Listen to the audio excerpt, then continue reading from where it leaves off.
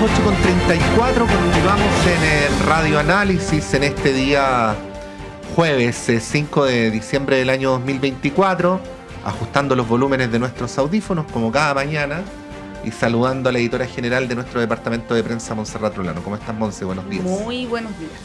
Y a nuestros invitados, don Claudio Pérez, director ejecutivo del Centro de Estudios del Desarrollo, muchas gracias por estar acá. Muchas gracias, Montserrat, muchas gracias, Patricio, por la invitación. Sí, en poquitos minutos va a entrar al estudio, está llegando el secretario general de la CUT, Eric Campos, así que lo saludamos y presentamos de antemano. Vamos con las conversaciones. Bueno, harto tema para hablar esta semana y quiero partir con lo más reciente, que es algo que ocurrió ayer en la noche, que es este encuentro anual que realiza la SOFOFA, donde se convoca a distintos gremios del mundo empresarial y, por cierto, también el presidente de la República, ¿no?, que también es un orador en esta instancia. Esto en un contexto donde se han ajustado las expectativas de crecimiento, se ha dicho que hay un escenario de estrechez fiscal, de hecho el presupuesto para 2025 también ahí sufrió una modificación respecto del plan original del gobierno.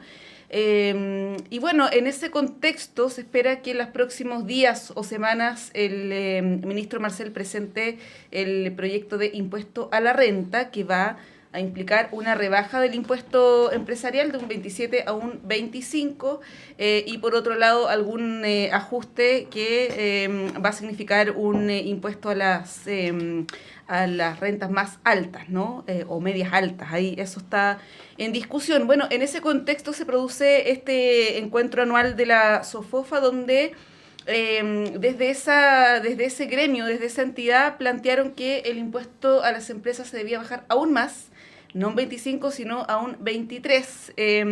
Y el presidente Boric, bueno, hizo ahí algunos llamados a llegar a acuerdos, en fin, pero planteó que no había que jugar a la política del tejo pasado, ¿no? Claudio, no sé si pudiste ahí leer, escuchar algo de lo que pasó ayer, pero es importante también el contexto en el que se da también esta instancia, ¿no? ¿Cómo lo analizas? Sí, mira, yo creo que efectivamente es una buena señal estos espacios de diálogo que se producen entre el sector público y el sector privado, donde se intercambian ideas o más bien se consolida el debate que se ha tenido en los últimos meses. Estos son un encuentro de algunas horas, que las conversaciones son mucho más que eso, obviamente. Entonces esto es un espacio donde se da cuenta más bien del estado de avance de esas conversaciones que se están teniendo entre el sector público y privado. Y yo diría que ahí hay varias cosas que me parecen bien positivas. Por un lado, un buen ambiente, un buen espíritu de respetar al otro, de generar espacios de acuerdo y generando espacios de diálogos entre el sector público y privado. Yo creo que lo que el ministro Marcel va a anunciar en los próximos días da cuenta precisamente de la construcción de un acuerdo que se ha venido plasmando durante varios meses, que claro, siempre va a haber la intención de pedir un poquito más tal vez. Yo creo que la rebaja al impuesto que tiene que ver dice relación precisamente con poder mirar la forma en que se logra aumentar la competitividad, la inversión en nuestro país, pero eso siempre tiene que ir acompañado de otros mecanismos de recaudación. Entonces no se trata simplemente de que el Estado recaude menos, sino que se trata de generar distintos mecanismos de recaudación. Por un lado se puede ir incentivando la inversión privada, pero por otro lado también hay que ir precisamente avanzando en recaudar más dinero para poder enfrentar una serie de necesidades del país. Yo creo que eso se enmarca dentro de lo que es un pacto fiscal. Ahora, yo creo que a ese pacto fiscal le falta mucha discusión todavía. Falta una discusión de mirada de mucho más largo plazo todavía, no solamente mirar cómo vamos a hacer reformas en algún momento determinado. Falta todavía incorporar una discusión más allá para poder decir, queremos recaudar más, vamos a hacer ajustes en los instrumentos de recaudación, pero el tema es mirar el futuro en los próximos 20 o 30 años para construir qué tipo de modelo de desarrollo queremos. Para esto queremos construir un pacto fiscal. Yo creo que eso lo he hecho mucho de menos hoy día en la discusión. Ahora me parece un avance que se esté pudiendo generar un espacio para algún margen de reforma en tema tributario. Bueno, ha llegado el secretario general de la CUT, Eric Campos, con una polera del poeta Miguel Hernández, lo cual condiciona de manera irreversible mi imparcialidad en este panel. Buenos días, Eric, bienvenido. Hola, buenos días, muchas gracias por la invitación. Sí. Una polerita de Miguel Hernández que saqué por ahí. Sí, pues. poeta extraordinario. Absolutamente. Eric, bueno, estábamos hablando de la reunión de la SOFOFA el día de ayer. Claudio hace alusión a algo que es cierto. Muchas veces la comparecencia del presidente de la República cuando pertenece a una coalición progresista a estas instancias ha sido hostil, ¿no? Ayer no lo fue. Hay unos modos en la actual presidenta de la SOFOFA que diría que son más dialogantes que los que históricamente hemos conocido. ¿Para qué vamos a hacer la lista de los presidentes anteriores de la SOFOFA para poder ejemplificar el punto? Pero quienes nos están viendo y escuchando lo tienen en su cabeza. Pero bueno, se va a abrir el debate, Eric, ¿no? Para hacer los titulares, solo repito para efectos de que Eric ahí pueda entrar a la discusión. La SOFOFA plantea bajar todavía más el impuesto a las empresas, un 23%, y el gobierno insiste en aumentar el impuesto a la riqueza personal, a los ricos, ¿no? Solamente mencionar como elemento de contexto que este es un debate que está abierto a nivel mundial. Recordemos que en la reciente cumbre del G20, Lula fue muy proactivo y logró que en la declaración final se incorporara una mención a la necesidad de generar una gobernanza mundial respecto a la excesiva acumulación de la riqueza. Por lo tanto, tampoco es tan excéntrico, ¿no? lo que está planteando el gobierno. Bueno, ¿cómo ves ese escenario que es inminente, ¿no? Ya en los próximos días y semanas vamos a empezar a hablar de esto y ahí la CUT también va a tener un rol. Sí, bueno, hace tiempo venimos hablando, ¿no? De productividad, se arman comisiones nacionales, venimos hablando de nuevos modelos de desarrollo. Lo importante y lo que creo que está al centro es que no se puede dar, como dicen hoy día, sostenibilidad a ningún sistema democrático si no se reducen los niveles de desigualdad en la distribución de la riqueza que existen. Uh-huh. Y hasta donde me da el conocimiento económico, conozco dos grandes mecanismos, ¿no?, de distribuir la riqueza. Vía impuesto a quienes más tienen. Esto, cuando uno dice los que más tienen, es verdaderamente a los que más tienen. Creo que son algo así como, me pueden corregir, pero así como 1.280 contribuyentes, que son los que más ponen plata en Chile. ¿Sí? Puedo estar fallando un poco en la cifra, pero... O sea, lo que tú quieres decir es que no afecta a un sector de la población, sino a un puñado de personas. Los que se llevan la parte más dulce de la torta. Y la otra forma que conozco es a través de redistribución colectiva en los formatos de negociación colectiva por rama, que es más o menos como se hace en los países donde hay menores niveles de desigualdad que en Chile. Pero eso que puede sonar a reivindicativo tiene todo que ver con lo que decía Claudio, porque yo creo que hay que pensar que el Chile que vamos a tener en 30, 50 años más, no se puede proyectar con el Chile que hemos tenido hace 30 años. O sea, yo creo que hay un modelo, bueno, ahí podemos hablar del modelo neoliberal, extractivista, pero lo cierto, lo claro es que hay un modelo que ya no crece más. Y ahí yo creo que pensar que va a crecer más porque se le baja solo los impuestos a las grandes empresas o a las empresas, creo que eso también tiene un poquito de sesgo político, y ese es el tercer punto que quería hacer. Creo que hay un empresariado en Chile, sobre todo los empresarios chilenos, que muchas veces se autocalifican de patriotas, que creo que frenan demasiado la pelota en este tipo de debate. Hace pocos días despedimos a Alfonso Suet, el expresidente de la CPC, que era un tipo bien dialogante. Nosotros fuimos a su funeral, pero lo que ha venido después de Alfonso Suet, Juan Sutil, Ricardo Mewe, incluso la nueva presidenta de la CPC, yo sé que no es la SOFOFA, pero se juntan todos ahí. Sí. Yo noto demasiado sesgo ideológico en el debate del crecimiento, porque plantean reiteradamente que para que exista crecimiento en Chile, eso va de la mano con reducir lo que ellos denominan amarres en el modelo laboral, como las 40 horas, como incluso la ley Karin la están cuestionando. Entonces, como creo que ahí también hay cierta hipocresía histórica, como si en Chile no hubiese existido el plan laboral, el código laboral que está hecho a la medida de lo voy a poner en estos términos, ¿no?, de los dueños del capital.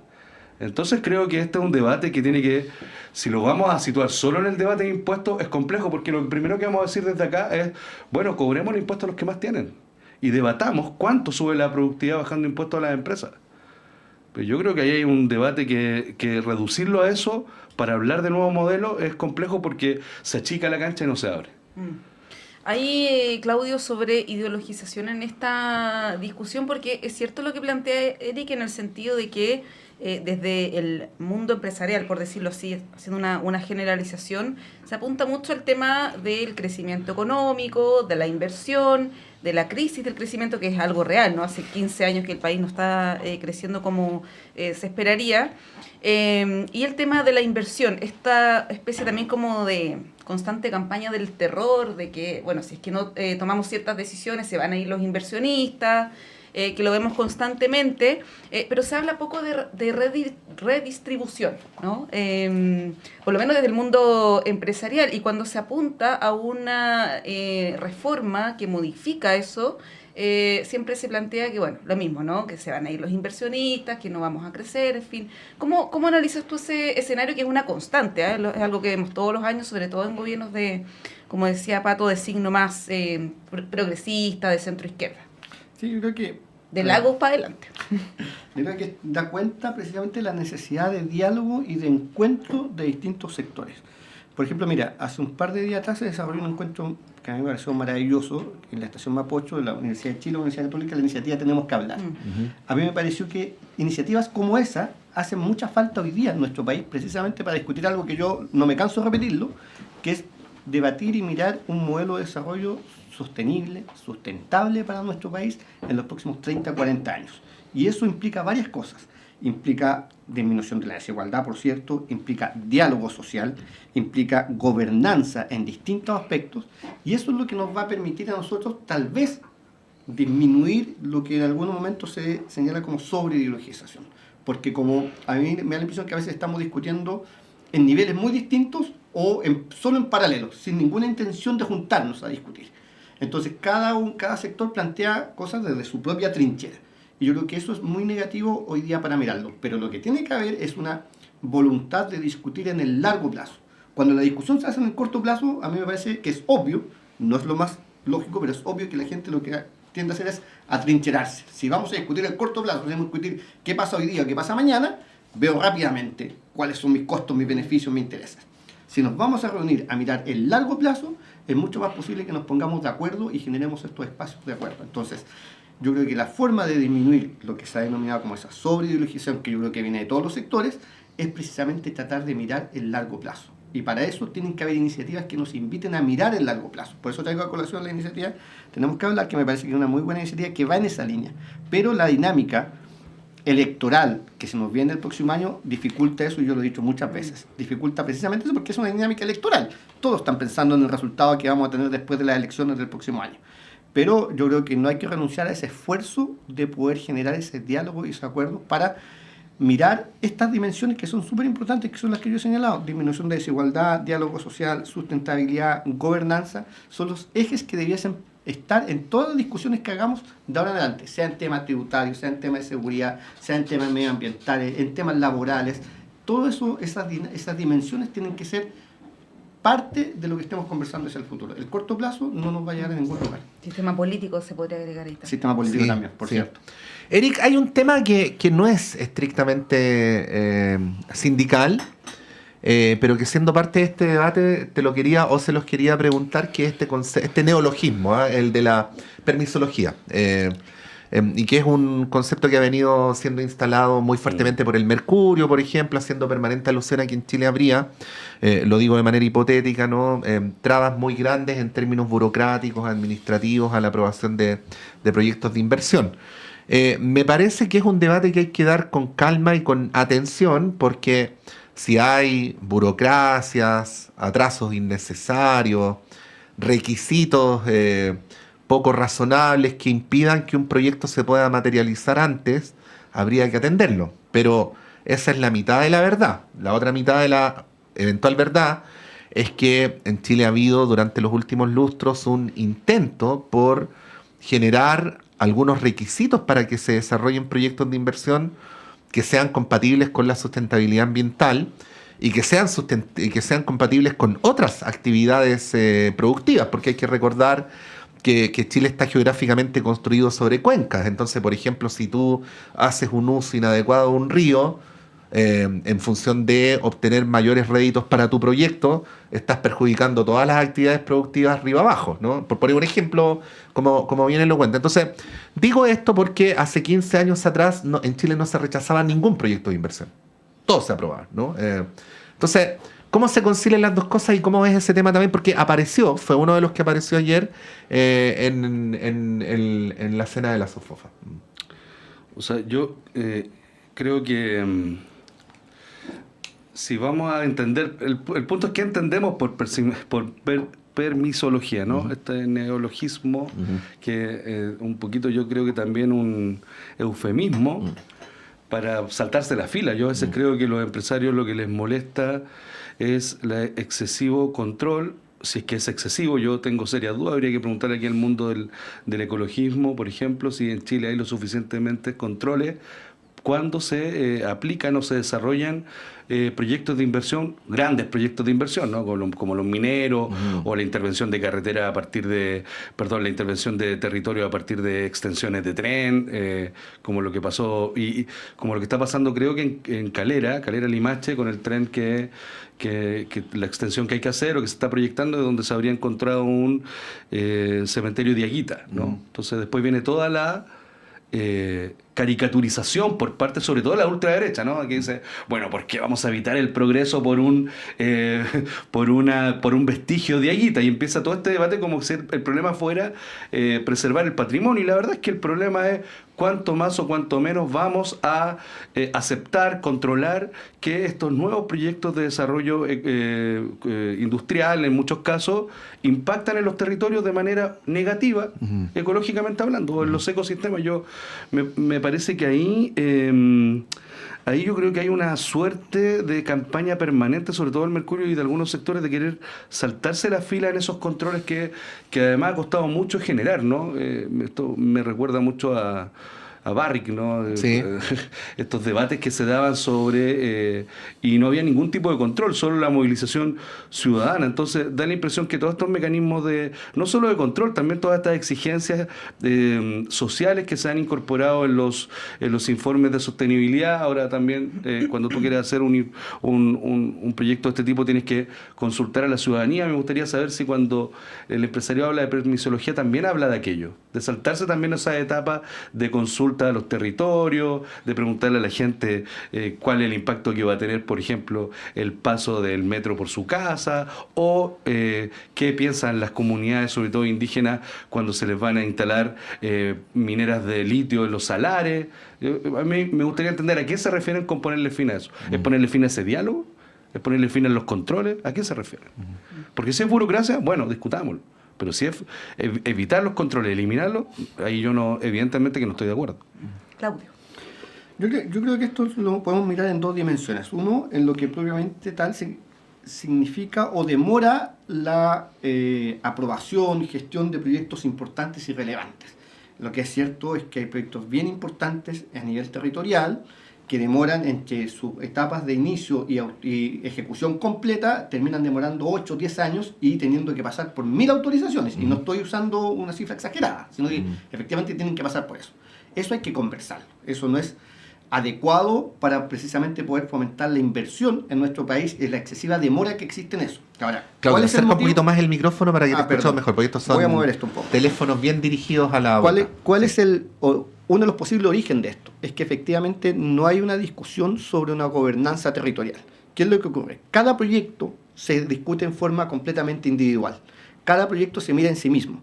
No se mira un territorio completo para poder decir, aquí vamos a desarrollar 8 o 10 proyectos de similares características. Por lo tanto, eso, si lo miramos en forma completa el territorio desde arriba, podemos acelerar mucho más la discusión, porque efectivamente vamos a discutir como país qué queremos desarrollar en determinadas zonas geográficas.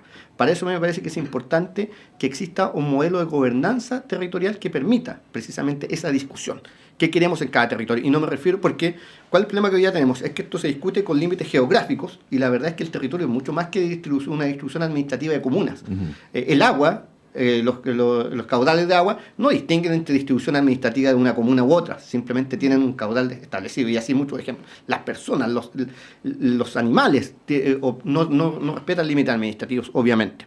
Entonces yo diría eso por un lado. Por otro lado, yo creo que es importante, aquí hay un tema bien pendiente desde hace bastante rato, que son los planes de ordenamiento territorial, que van precisamente en la misma línea de la gobernanza territorial, que el reglamento aún no logra salir.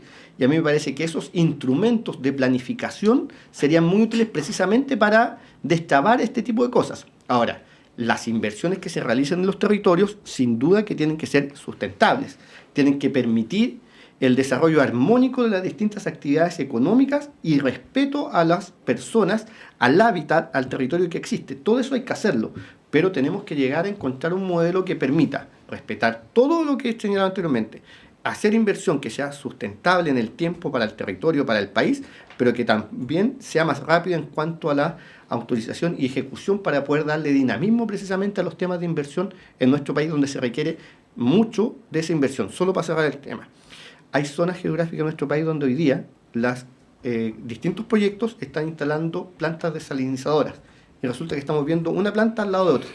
Y eso, tal vez, si existiera mayor asociatividad entre el sector privado y el sector público, podría efectivamente tal vez existir una planta con los impactos controlados que eso tiene para satisfacer determinadas inversiones. Pero como no se miran, de nuevo, de forma conjunta las inversiones, sino que solo parceladamente, estamos generando nuevas zonas de sacrificio en nuestro país. Bueno, tenemos que irnos a la pausa, pero antes, Eric, y para cerrar también este bloque económico, podríamos decir, preguntarte, porque tú has estado ahí en las negociaciones del reajuste del sector público que están en pleno desarrollo. Ayer el ministro de Hacienda entregó la cifra del gobierno, que son 4,1, si no me equivoco, que dista bastante del 7,5 que están pidiendo desde la mesa del sector público. Recordar que la CUT aquí opera como una especie de coordinador, ¿no? Preguntarte cómo están avanzando esas negociaciones, no solamente para quienes beneficia este reajuste, que sabemos que es un porcentaje minoritario de los trabajadores, pero también porque esto es un referente también para el sector privado, ¿no? Esa es la relevancia que tiene también a nivel nacional. ¿Cómo se está viendo y qué esperan que ocurra en las próximas horas? Porque no hay mucho tiempo. Sí, yo estuve en la mañana ayer, zafé en la noche, que estuvieron hasta muy tarde, así que hoy día, y hoy es jueves, ¿no? Sí. Y hoy día es... Por eso se te ve energético hoy día, ¿eh? Si hubiera estado hasta última hora. Hoy día es, como llaman ellos, con total despacho, así que vamos a estar hasta muy tarde. Pero mira, lo concreto, yo creo que hay cuestiones que los que somos del sector privado no entendemos mucho, pero hay cuestiones que se han ido avanzando que son relevantes. Por ejemplo, se puso en la mesa que todos los bonos asociados a aguinaldo, fiestas patrias, Navidad, sean de carácter permanente, y lo que se empieza a discutir año a año no sea el monto, sino que sea el incremento porcentual de ese bono. Lo mismo, se hizo una oferta concreta de planes de salida o planes de retiro que sean también de manera permanente y no se discutan año a año esta misma cuestión. Todo esto se da en una suerte de crisis del dictamen que genera la nueva Contralora, y en ese sentido también el gobierno ha ido comprometiendo enviar un mensaje presidencial para apoyar un proyecto de ley que ya se está discutiendo en el Parlamento, que tiene que ver con la famosa confianza de vida, que es lo que le da cierta estabilidad a los trabajadores a contrata, que para que la gente entienda son contratos como por temporeros del Estado, ¿no? De año a año. Y ahí también lo relevante es que, como la Contralora ya no quiere recibir los reclamos de los trabajadores, se está proponiendo el envío de un proyecto de ley el próximo año para crear una institucionalidad, comillas, jurídica, para que los trabajadores asistan y vayan a esa institucionalidad nueva a presentar todos sus reclamos respecto de condiciones laborales, y no sería la Contraloría. En materia económica, que yo sé que a ratos parece lo más importante, y lo es, nosotros estamos planteando un 3% de reajuste real, ¿sí? Y lo que ayer puso el gobierno es cerca de cumplir el IPC, y además está haciendo una propuesta que sea en manera parcelada, ¿no? Una primera parte de los 6 primeros meses y la otra parte de los segundos primeros meses en la primera oferta. Por lo tanto, nuestra impresión es que el debate del día de hoy va a estar, digamos, de alguna manera relacionado exclusivamente con el debate del guarismo, que le llaman, ¿no? Del número final, para ver si tenemos un nuevo acuerdo para que esto vaya ya al Parlamento y se pueda discutir la ley de reajuste. Se viene la cifra del IPC mañana, entiendo. Así es, mañana en la mañana sale la cifra del IPC, estamos esperando eso también, sí, para poder concretar una propuesta final, pero yo creo que evidentemente es el IPC, lo que sea mañana, y nosotros aspiramos a... Mira, hay un dato, el promedio, el reajuste real de los trabajadores del sector público los últimos 12 años es de un 0,5. Ese es el promedio. O sea, lo que ganan en relación a hace 12 años atrás es solo 0,5 más de su salario. ¿Y en el sector privado, Eric, tú qué representas? Ahí yo creo que es para atrás, ¿no? Yo al menos, no, al contrario, yo en el metro, que es una empresa privada, o sea, es una empresa pública, pero se trata y toda la una sociedad anónima. Pero en el metro negociamos estamos cerca del 1% anual real. Por sobre el IPC. Por sobre el IPC siempre, ¿no? El IPC es lo mínimo que uno dice negociar. Sí, es verdad. Con información súper fresca sobre la negociación de la mesa del sector público, por parte de Eric Campos, vamos a un breve alto y a la vuelta tenemos más conversaciones con ustedes. Queremos plantearle un tema súper grato, agradable, ISAPRES. Qué entretenido. Vamos y volvemos.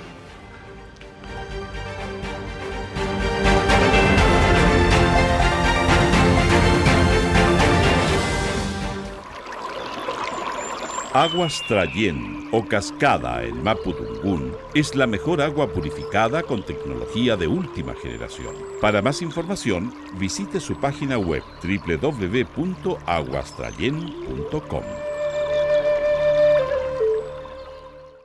Soy Fernando Lolas, miembro de número de la Academia Chilena de la Lengua, y quiero invitarlos a escuchar nuestro programa Diálogos del Instituto de Chile todos los días jueves a las 18 horas en Radio Universidad de Chile. Diálogos, un programa para la producción del cultivo, progreso y difusión de las letras, las ciencias y las bellas artes. Todos los jueves a las 18 horas en el 102.5 FM y radio.uchile.cl.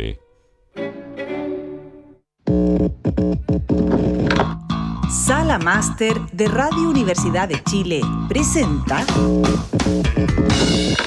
Radio Universidad de Chile les quiere invitar este miércoles 11 de diciembre a disfrutar y descubrir a una de las voces folk mexicanas más coloridas que han surgido en los últimos años. Erich en Sala Máster.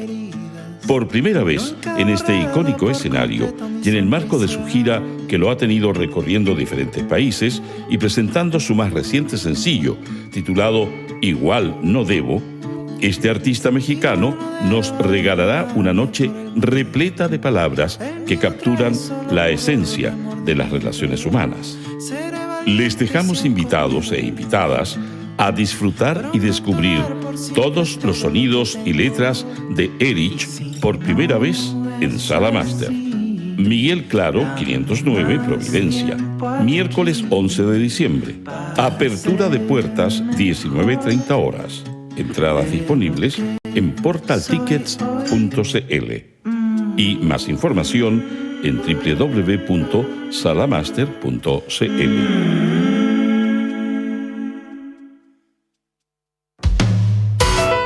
Ciencias y Educación, un programa de la Facultad de Ciencias de la Universidad de Chile dedicado a mostrar el estado de la ciencia de frontera y analizar las políticas educacionales y contenidos programáticos sobre educación científica y educación ambiental. Hola amigas y amigos, soy Raúl Morales Segura, decano de la Facultad de Ciencias de la Universidad de Chile, y deseo invitarles a acompañarnos en nuestro programa Conciencias y Educación cada viernes a las 12 horas en Radio Universidad de Chile.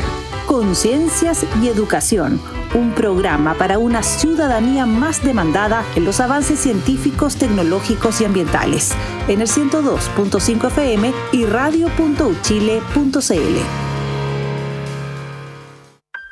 Estás escuchando Radio Universidad de Chile, la emisora insignia de la música chilena, reconocida como radio fundamental por la SCD 2024.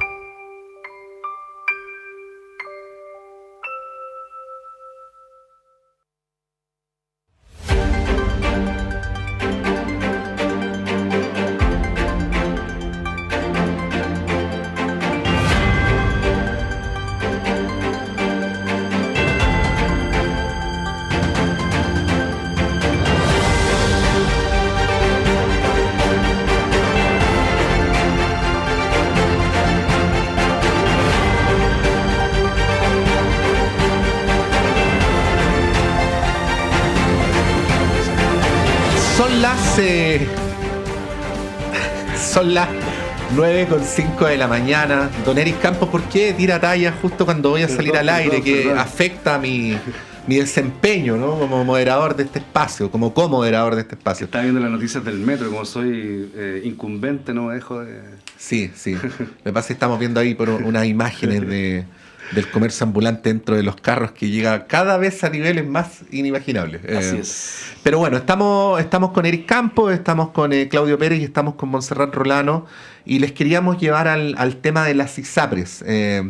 Ya el tema de la indignación ciudadana está instalado. Durante la semana, Eric, Claudio, hemos hablado también de manera muy crítica de esta manera entre infantil y convenientemente olvidadiza de algunos dirigentes de echarle la culpa al de al lado, escondiendo su propio rol en que hayamos llegado... autoridades, ¿no? Dirigentes, no, por eso cuando hablo de dirigentes hablo de parlamentarios y ejecutivos, ¿no? Yeah. Como dentro del mismo tema. Pero bueno, también hay que pasar algunos temas de fondo. Voy a poner algunos ejemplos. El diputado Alberto Undurraga, entrevistado hace poquito rato en esta radio, recordó, y agrego de cosecha propia, creo que tiene la razón, que la negociación es más amplia, ¿no? Y que en el contexto de la ley corta, los sectores que estaban a favor de tener un mecanismo de cobro más rígido con las ISAPRES tuvieron que ceder a cambio de generar condiciones, por ejemplo, para que FONASA pasara a tener atribuciones mayores que las que tiene ahora, ¿no? Entonces nos mostró el cuadro más general. Por el otro lado también, ayer entrevistábamos a Juan Carlos Said y él planteaba, sin bajarle el perfil a lo indignante que es el tema del cobro de las ISAPRES, que aquí el tema más importante es cómo avanzamos hacia el fortalecimiento de FONASA, ¿no? Mientras tenemos estos debates, hay que recordar, no tengo el número a mano, pero lo podemos buscar durante el panel, que ha habido una muy masiva migración desde las ISAPRES a FONASA, y Juan Carlos Said se preguntaba, y se autocontestaba de antemano, si el Estado estaba haciendo lo suficiente para acoger a esa gran cantidad de personas nuevas, y la respuesta de antemano es no, ¿no? Entonces, quería plantear el tema de las ISAPRES más en general, porque creo que en esta radio tenemos ya una cierta tranquilidad de que el tema de la indignación ciudadana por los cobros vergonzosos ha estado ya claramente establecido. Por los cobros y pagos. Me he confundido toda esta semana entre cobros y pagos. Pago, vergonzoso. Eric. O sea, estaba buscando el dato. En la primera mitad del 2024, 180.000 personas, pero mucho más. 500.000 en el último año. Sí. Eso es mucha gente, mucha. 500.000 de personas. Eso es mucha gente. Yo creo que lo primero que hay que dejar, bueno, como uno es dirigente sindical, se puede dar más licencias para hablar, ¿no? Porque yo creo que, para que dejemos eufemismo, no son cobros más es derechamente un robo. Esta es una industria que se mantuvo, que era viable en la medida que hacía estos cobros indebidos, ¿no? O sea, y eso quedó demostrado con esta última ley, porque cuando quisieron restringir esos cobros, que los devolvieran, evidentemente lo que se señaló es que la industria iba a entrar en crisis. Y estos mismos, a mí lo que me indigna más allá del... A mí no me ha llegado la carta, yo soy de ISAPRE, me llegó la otra carta donde me lo van a subir, donde me van a subir aún más el plan. El problema es que yo creo que siendo relevante el fondo, y voy a entrarle al fondo, yo creo que también es relevante salirse, claro, de la caricatura, pero denunciar la hipocresía del sistema político. Uno podría siempre decir la derecha, pero también conspicuos y conspicuas cuadros y cuadras de la izquierda y del progresismo, porque esto que está ocurriendo todos lo sabían. Todos lo sabían. Sí, para salvar a las ISAPRES, para que fueran, comillas, sostenibles, tenían que cobrar de esta manera. Si te pagaban de una, ellos mismos decían que el sistema de las ISAPRES iba a entrar en crisis. ¿Y cuál era el cuco que metían? Que toda esta gente que iba a salir, porque la industria iba a quebrar, se iba a ir a un sistema público que no da cuenta de que no tiene condiciones en la práctica para recibir de esta masiva cantidad de gente en sus atenciones, tanto así que el sistema público traspasa ingentes recursos anualmente al sistema privado para que pueda atender la demanda que existe en materia de salud. Yo creo que el problema que tenemos, y lo pensaba también a propósito, no solo, mira, estamos en esta pura pauta, hemos estado discutiendo el sistema de salud, un problema estructural. De alguna manera hemos estado hablando del sistema político, ¿no? estamos hablando del modelo de desarrollo. Yo sé que ya no está de moda decirlo, pero lo que le pena a Chile es discutir un nuevo orden jurídico, que no voy a decir nueva constitución porque ya falló 2 veces, pero da la impresión que reiteradamente nos está rebotando en la cara la ausencia de un debate de fondo, de soluciones de fondo a problemas que son estructurales, pero que venimos arrastrando hace 50 años. Yo creo que el problema de la salud, o sea, si uno ve las encuestas, el problema de la seguridad por diversas razones es el primero, pero luego está salud y empleo, o sea, pegadito. Si la gente no tiene plata para hacerse un examen, una resonancia magnética que vale 200 lucas y más, está en la fila no solo para operarse, está en la fila y en las listas de esperas también para hacerse incluso atenciones con especialistas. Entonces, y ojo, que los especialistas no solo están faltando en el sector público, también están faltando en el sector privado. Un gastroenterólogo. Han encontrado un psiquiatra por menos de 80 lucas o 70 lucas. Entonces, yo creo que ahí tenemos un problema que si no lo procesamos comunitariamente, es complejo. Ahora, ojo, para no ser ingenuo, y con esto sí termino, meterse en estos problemas, meterse con intereses de los capitales. Y el problema es que ahí siempre hay un sector que va a defender a quienes sostienen la industria, porque además los financian. Macaya lo financiaron en su campaña la ISAPRE, entonces que ahora venga a hacerse el leso de que no sabía, es un poquito reírse de la gente en la cara. Sí, Monse, una cosa muy breve, no lo digo por aplicar cebolla a esta conversación, pero todos sabemos que las personas que no tienen sueldos altos frente a cualquier enfermedad, ni siquiera estoy hablando de una enfermedad catastrófica, a veces estoy hablando de operaciones a la vesícula, por decir algo. Está el mito urbano, que por algo es mito urbano de la completada, ¿no?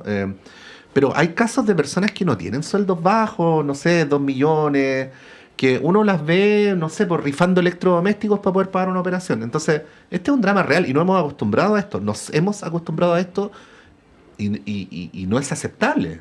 No debería ser aceptable.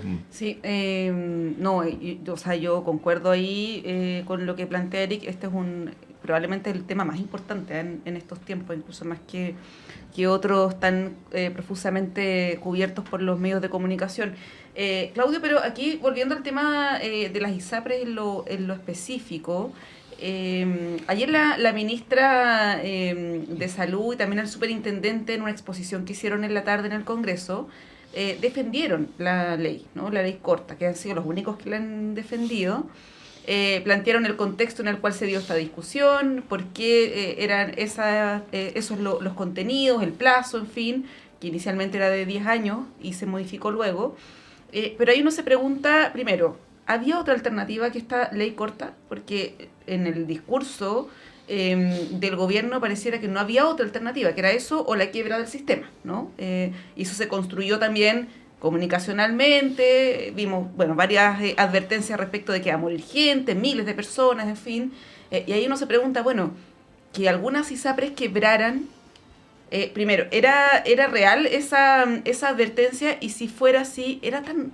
Voy a decir una brutalidad, pero era tan terrible porque si uno tiene un sistema, hay ISAPRES que pueden quebrar y luego surgir otras. De hecho, en estos años han surgido otras ISAPRES, ¿no? Con otras condiciones que no le deben a sus usuarios, ¿no? Eso es lo primero. Y lo segundo, ahora el gobierno debiera tomar alguna iniciativa porque se ha hablado que el Ejecutivo podría... que es el único que tiene en iniciativa en estos temas, hacer alguna modificación legal, administrativa. ¿Cómo ves tú? Ya que está embarrada, digamos, ¿no? ¿Se puede hacer algo por parte del gobierno? Yo creo que este es un tema demasiado amplio y hay que abordarlo como distintas dimensiones. Tocando lo último que tú decías, Montserrat, yo creo que... todo lo que se hizo en esta materia es iniciativa exclusiva del Ejecutivo. Sí. Todo. O sea, no hay nada que no haya pasado por la firma del Ejecutivo. Segundo, diría yo, dicho eso, no hay ningún espacio para hacer alguna reforma a la ley corta de ISAPRES, creo. Porque estamos en un año electoral, el Ejecutivo no tiene mayorías y no va a haber ningún espacio. Más allá de los anuncios que puedan hacer para calmar las aguas, por así decirlo, no hay ningún espacio político. Habrá espacio político para que presenten un proyecto, pero no para aprobar un proyecto en el Congreso. Entonces, y por la misma razón no sería conveniente para el gobierno una derrota que sin embargo saque a la pizarra al adversario? O sea, me pongo en el escenario, voy a decirlo así, de que el gobierno va y propone bajar a 6 años el pago de la... Va a perder, ¿no? Porque yo creo que esa no es una buena práctica.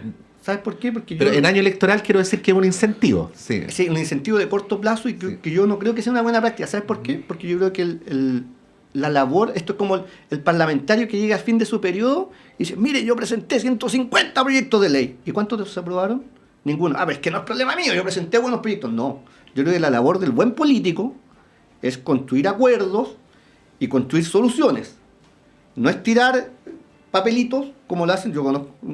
sí. Hay varios que lo hacen. Los conocemos. Entonces, si la lógica del Ejecutivo es decir, miren, vamos a presentar un proyecto para revertir esto que ellos mismos firmaron, por cierto, no, porque saben que no hay mayoría en el Congreso y que en un año electoral eso no se va a aprobar. Entonces, yo creo que no es una buena práctica.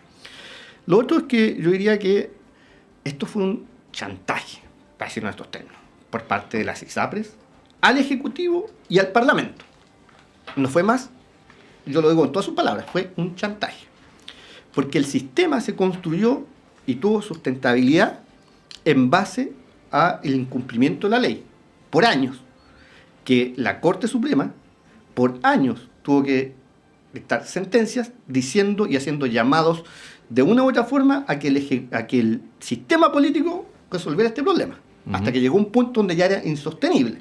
Donde ya los fallos de la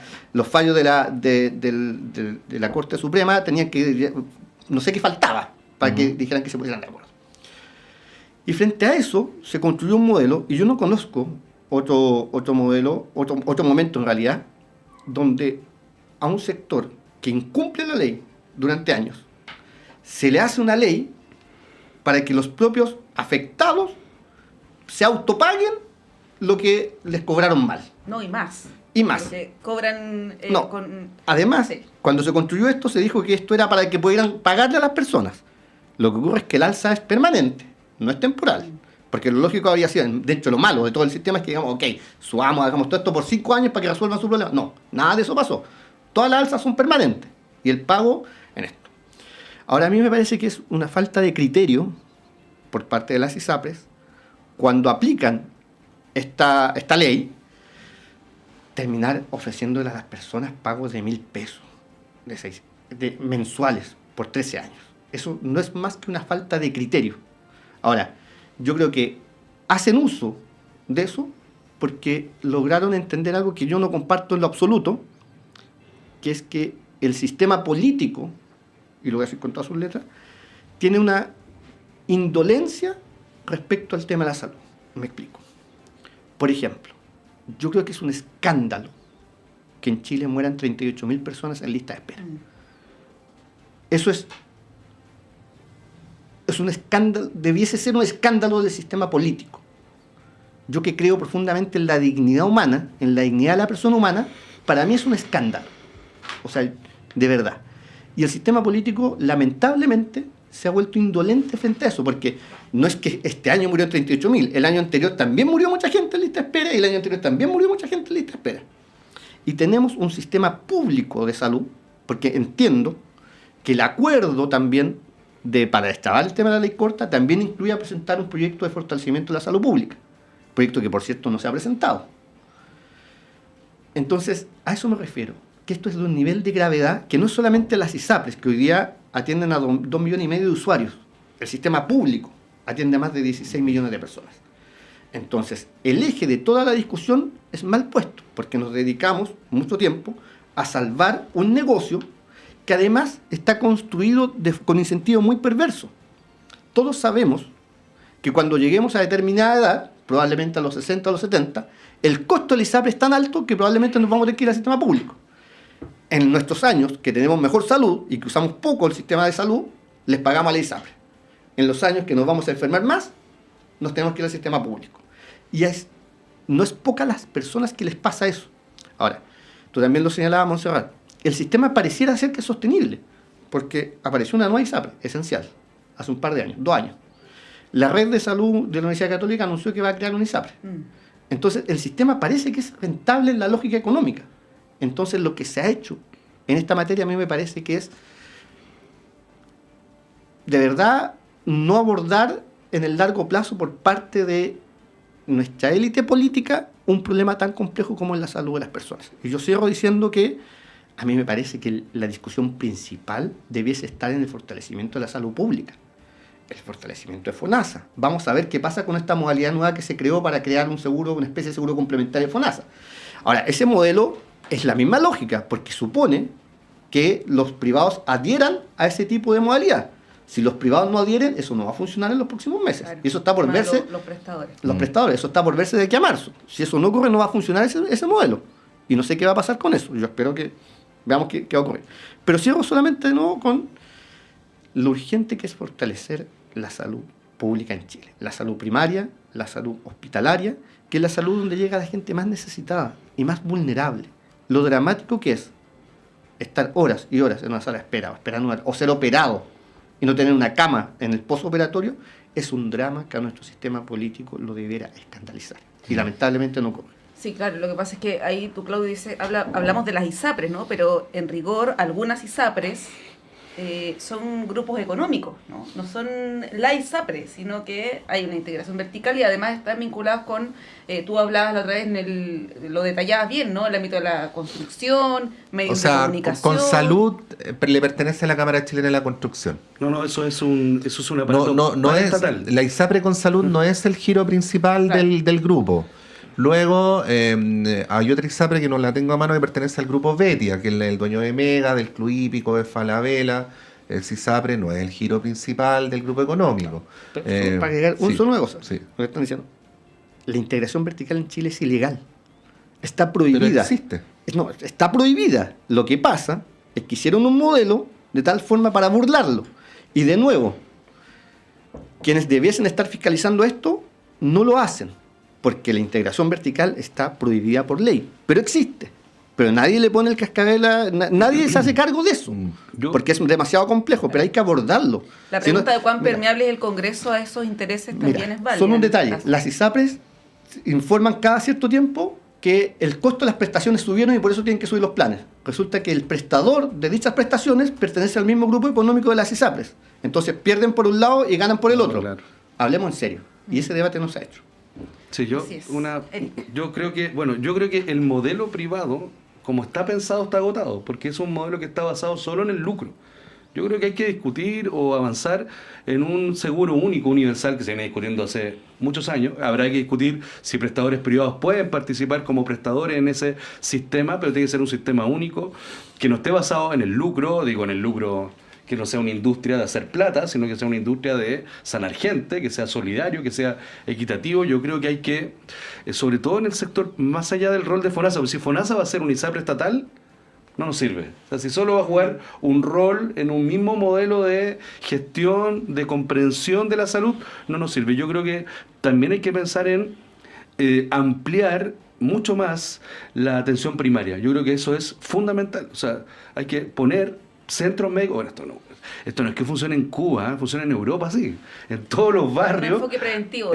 En todos los barrios hay un pequeño centro médico que permite derivar a un sistema único de salud, los principales países, y la persona es derivada. O sea, en España un adulto mayor no paga más de 10 o 12 euros por la cuenta de los remedios. Ya salgan 100, 120, 200. O sea, pero son sistemas únicos, ¿no? Claro, si después alguien va a decir, están fracasados. Bueno, yo no sé qué tan exitoso es el modelo chileno. Entonces, son sistemas que evidentemente requieren gastos desde el Estado, que requieren gastos desde las personas, pero yo creo que el problema es que estamos solo haciéndole parches. Hay mucho temor a enfrentarse con los grandes capitales. Tú sacabas un muy buen ejemplo. La Cámara Chilena de la Construcción, aquí se van a enojar algunos amigos míos, pero es una suerte de aparato paraestatal, es como un ministerio de seguridad social aparte. Mira, tienen una ISAPRE, ¿no? Tú dijiste sí, con salud. Sí. Se puede nombrar acá, ¿no? ¿Sí? Dale con todo. Tienen una caja de compensación, los Andes. Sí. Tienen la mutual, mutual de seguridad. O sea, tienen todo un aparato. Medios de comunicación. Medios de comunicación, tienen la Radio Pauta. La Radio Pauta. La Radio Pauta. Sí. Entonces tienen todo un aparato que les permite influir evidentemente en todos sus negocios. Sí, yo creo que acá hay un control, claro. tú tienes mucha razón. Mira, aquí lo tengo, déjame leerlo rapidito. Dale. Mutual de Seguridad de la Cámara Chilena de Construcción, los Andes, la caja. Sí, que nos presta plata. la ISAPRE con Salud, la aseguradora con Futuro, que antes se llamaba Corvida, la red de clínicas con salud, la clínica Bicentenario, la clínica Bansalud, el Banco Internacional tiene el 27,26% además de la AFP Habitat y adicionalmente, o sea, además de un ISAPRE es dueña de un cuarto de una AFP y además es dueña de la Radio Pauta. Me golpeaste con Banco Internacional. Sí. Mira. Es un grupo económico al final. No, absolutamente. Sí, yo solamente acotar para cerrar ahí, para ir cerrando, a propósito de lo que citaba Eric, de cómo funcionan los sistemas de salud en otras partes, no solo Cuba, en Europa, por ejemplo, donde hay un sistema que en ninguna parte funciona perfecto el sistema de salud, hay listas de espera, no se puede atender a toda la población, pero donde, por ejemplo, tú si tienes una fiebre alta no vas a una clínica. Ahí, ¿no? Te atiendes, o sea, primero en la casa y luego en la última instancia vas a un hospital o una clínica, ¿no? Y acá, bueno, no ocurre eso. Sí, bueno, hay que repensar el sistema, pareciera ser. O el país. Oye, nos quedan algunos minutitos, así como para hacer una pincelada, lo que se aprobó ayer, que es probablemente una de las grandes reformas, ¿no?, del último tiempo, que es el Ministerio de Seguridad. Ayer hacíamos un análisis respecto de cómo esto impacta en el diseño institucional, está el tema de la descentralización, el nuevo rol que va a tener el Ministerio del Interior, va a ser una especie de vicepresidencia, ¿no? Vicepresidencia más que primer ministerio, que también se habló ayer. Claudio, ¿cómo ves esta noticia que ha sido celebrada en general? Más allá que hubo algunos parlamentarios de derecha que argumentaron el tema de la grasa estatal, la burocracia, en fin, ¿no? Pero es algo habitual en cierta parte de la derecha. No, yo diría que es una buena noticia. La verdad es que este es un proyecto de ley que muy necesario en un contexto muy complejo para el país. Recordemos que en los últimos años el tema de la seguridad pública se ha tomado la agenda en materia de discusión. Y a mí me parece que separar el rol más político del Ministerio del Interior de un rol mucho más profesional en cuanto a lo que dice relación con seguridad pública, me parece que es una buena forma de gestionar el Estado y de gestionar los temas de seguridad pública. Profesionaliza mucho más el tema de la seguridad pública. Me parece que eso es un avance importante, va a haber que ver cómo se implementa efectivamente esto. Yo no comparto esto de agregar más funcionarios públicos. Yo soy de la idea de que todos los funcionarios públicos que necesitemos para hacer bien la pega, para hacer bien el trabajo. Y si hay que hacer ajustes por un lado, serán por un lado, si hay que hacer ajustes por el otro lado, serán por el otro lado. Pero me parece que es una buena noticia para el país en un contexto muy, muy complejo de materia de seguridad pública, que va a haber que... Ahora, las buenas iniciativas dependen mucho de las buenas implementaciones, y eso es lo que vamos a tener que ver hacia adelante. Eric. No, yo creo que, entiendo que este es un proyecto de ley de más de 20 años en el Parlamento, ¿no? Que estaba... O sea, el autor original es el expresidente Piñera. Ah, entonces, pero tiene varios años, ¿no? Sí, po. Sí, lo que pasa es que da cuenta de la efectividad de ponerse de acuerdo en el Parlamento. Yo creo que es una primera cuestión que yo sacaría como conclusión. Lo segundo yo creo que es una buena noticia porque de alguna manera circunscribe el rol que debe tener el Ministerio del Interior, que tiene que ser mucho más político y no estar en esta permanente dualidad. Creo que no está bien resuelto, por lo que he leído y he escuchado, la situación que se va a generar sobre todo en regiones con la dualidad de funciones entre el delegado presidencial. Los gobernadores estaban pidiendo rol más bien preventivo, que no lo tienen, y si es así, vamos a tener a los gobernadores solos. O sea, si no les traspasamos funcionan los gobernadores, los vamos a tener repartiendo plata y desalojando casas, como estamos viendo ahora en la televisión. Entonces yo creo que es complejo si no les damos roles institucionales, sobre todo en materia de prevención a los gobernadores. Yo creo que hay una cuestión que se va a tener que resolver, pero no se esperen 15 o 20 años para eso. Bueno, estamos llegando al final de esta parte. La radio continúa, el programa continúa, la vida continúa. Don Claudio Pérez, muchas gracias por haber venido. Muchas gracias a ustedes, un gusto. Don Eric Campos. Muchas gracias. Lo llamaremos mañana tempranito para saber cómo resultó lo de hoy. Bueno, ahí les voy a dar un contacto para que llamen. Lo de la mesa del sector público, eso. Y con Montserrat damos un breve alto y a la vuelta estaba Claudio Medrano con ustedes.